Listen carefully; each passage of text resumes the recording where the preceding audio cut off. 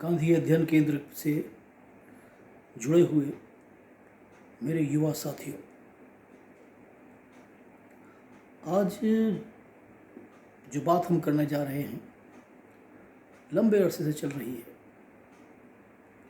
और सबसे बड़ी बात यह है कि ऐसी कहानी है, कभी भूल नहीं जाती, कभी बोर नहीं करती। हमेशा इसमें एक नया कोण, एक नया एंगल, सोचने का एक नया नज़रिया आपको मिल जाता है। जी हाँ, महात्मा गांधी, मोहनदास गांधी, मिस्टर गांधी, M.K. गांधी, राष्ट्रपिता, कुछ भी कह लीजिए, लेकिन मानिए,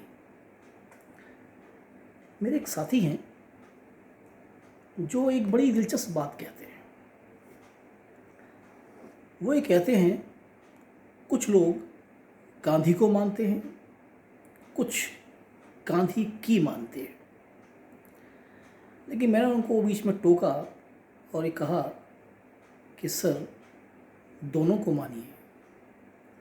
यदि आप गांधी को मानते हैं तो आप गांधी की भी मानेंगे, और यदि आप गांधी की मानते हैं तो गांधी को मानने में आपको ऐतराज़ नहीं होगा, बशर्ते आपने ईमानदारी से उन्हें समझने की कोशिश की। गांधी किताबों का विषय नहीं है दोस्तों, गांधी भाषणों का अंश नहीं है। गांधी एक जीवन शैली है, एक अंदाज है, जीवन जीने का तरीका है। शुरुआत करें आज 1869 में 2 अक्टूबर के दिन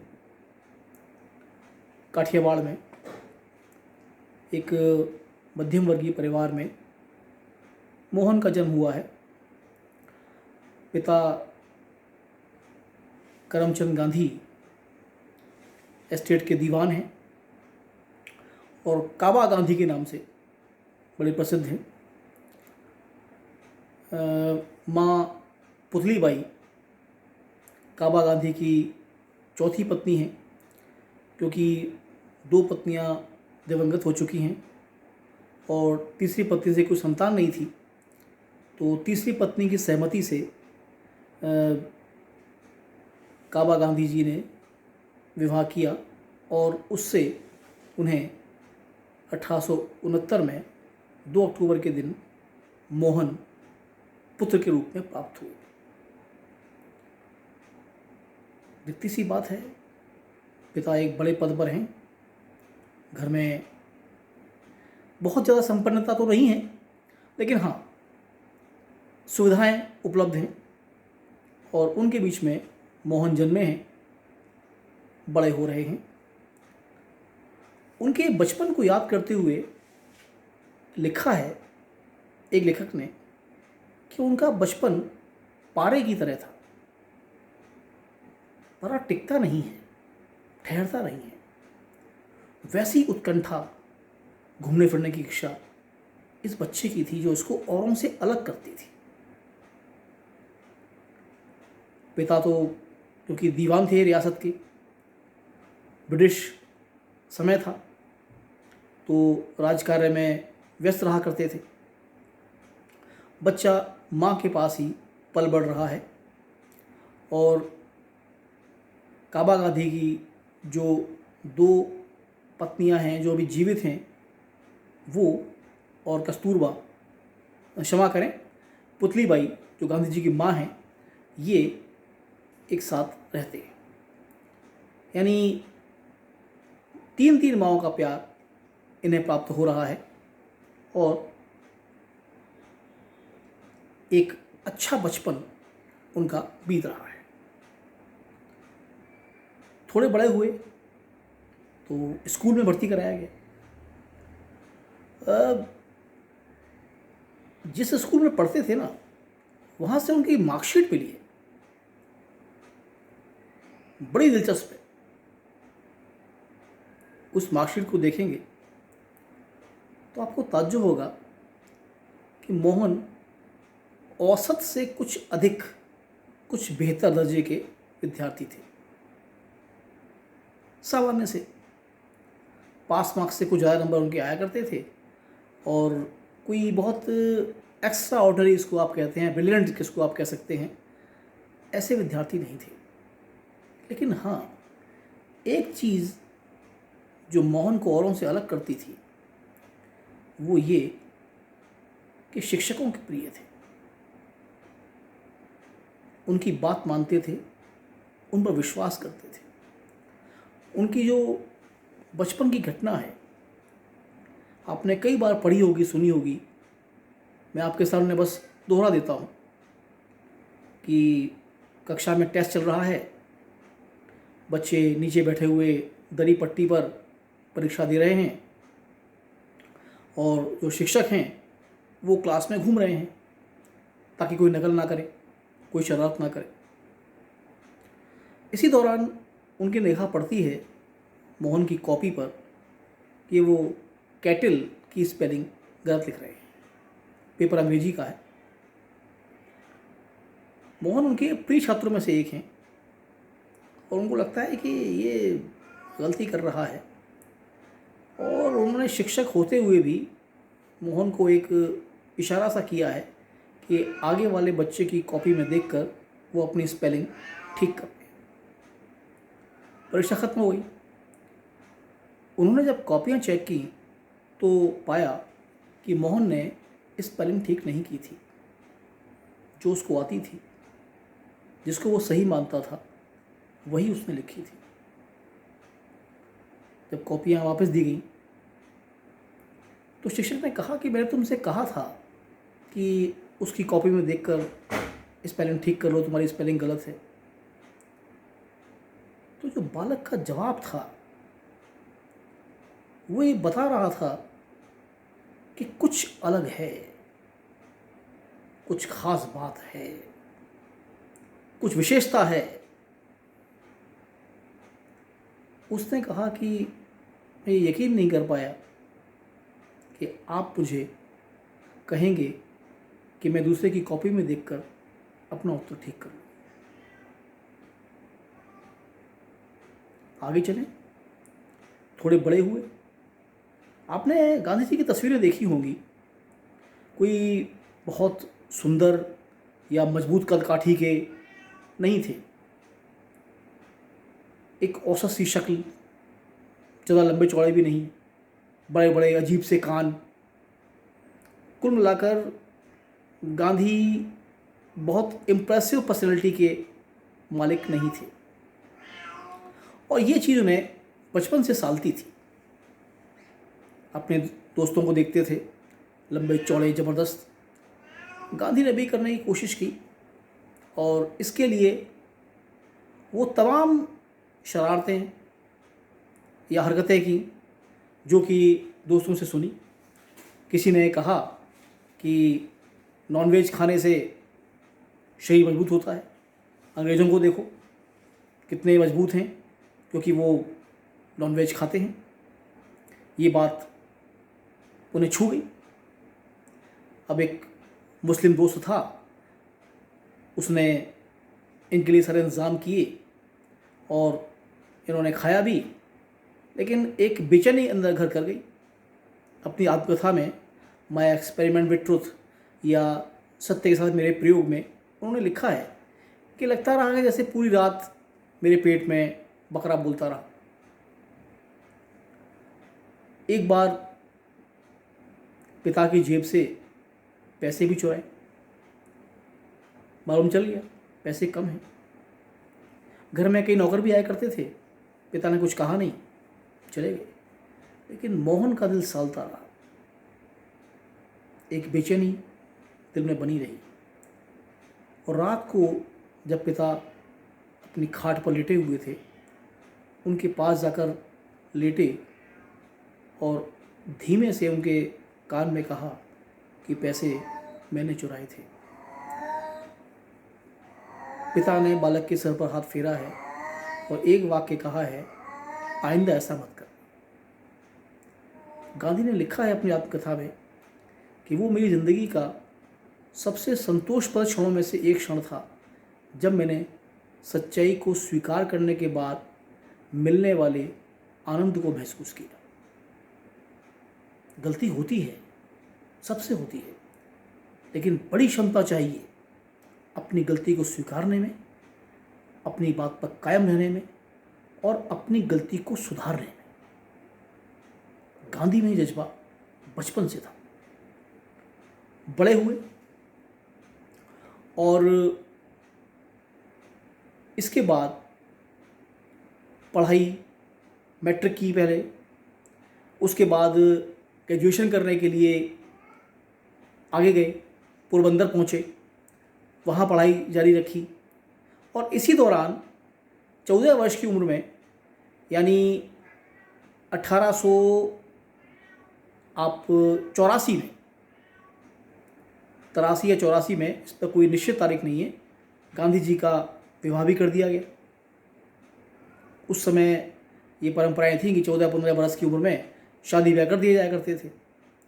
गांधी जी की भी शादी कर दी गई, मोहन की शादी भी हो गई। अब जो लिखने पढ़ने की उम्र है, उस समय विवाह, स्वाभाविक आकर्षण पत्नी के प्रति इनमें भी था और इन्होंने बाकायदा अपनी आत्मकथा में इसको स्वीकार भी किया है कि बिल्कुल मुझ में था। और उन्होंने अपने ज़िंदगी के कुछ पलों को अपनी आत्मकथा में बड़ी ईमानदारी से लिखा है कि जब वो उनके पिता अपने अंतिम समय में थे, जब उनका ध्यान पूरा अपने पिता की सेवा पर होना चाहिए था, उस समय उनका मन अपनी पत्नी में अटका हुआ था और पूरी ज़िंदगी उन्होंने अपने आप को इस अपराध के लिए क्षमा नहीं किया है। याद रखिए दोस्तों, गलतियां होती हैं, लेकिन गलती को स्वीकारना, सुधारना और उसका दोहराव ना होने देना, ये महामानव के लक्षण है जो गांधी में थे। बात आगे चली। 1888 में एक अवसर आया कि लॉ की पढ़ाई के लिए आप इंग्लैंड जाएं। इतना पैसा भी नहीं है, सुविधाएं भी नहीं हैं। वजीफ़े की मांग की अपनी रियासत के राजा से, वहाँ से जवाब ना में आया, लेकिन बड़ी इच्छा है लंदन जाकर पढ़ने की।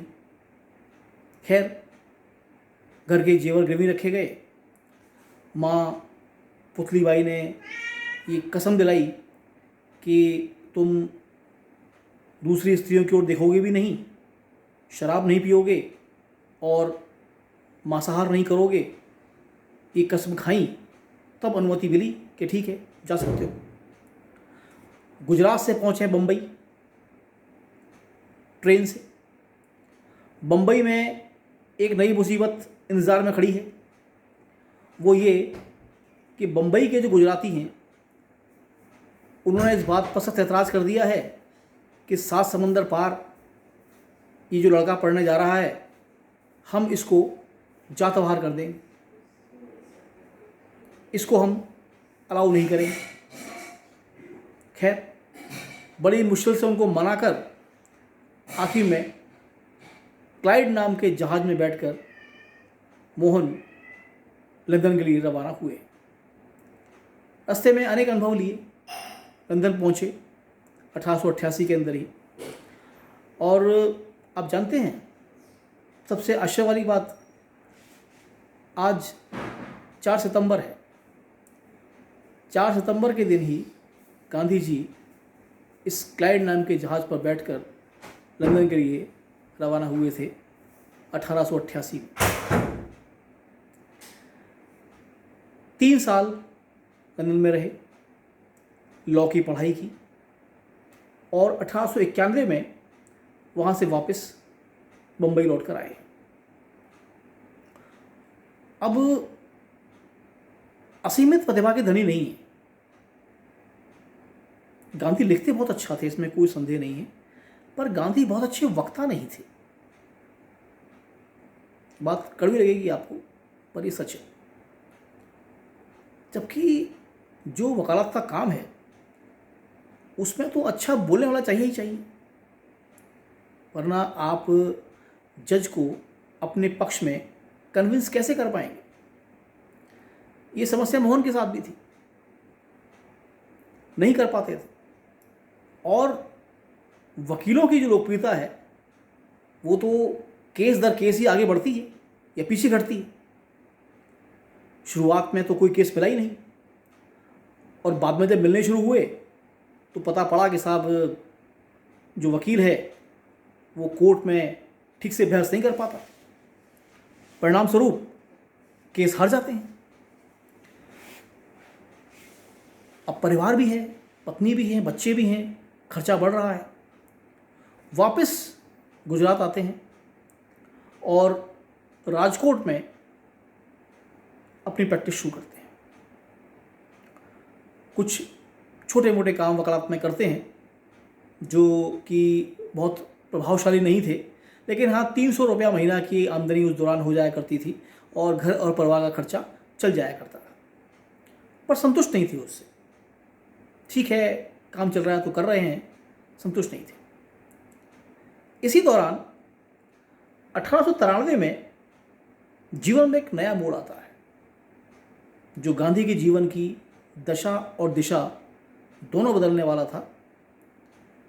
वो ये था कि दादा अब्दुल्ला एक मुस्लिम थे जो काठियावाड़ गुजरात के रहने वाले थे और जिनका दक्षिण अफ्रीका में लंबा चौड़ा व्यवसाय था।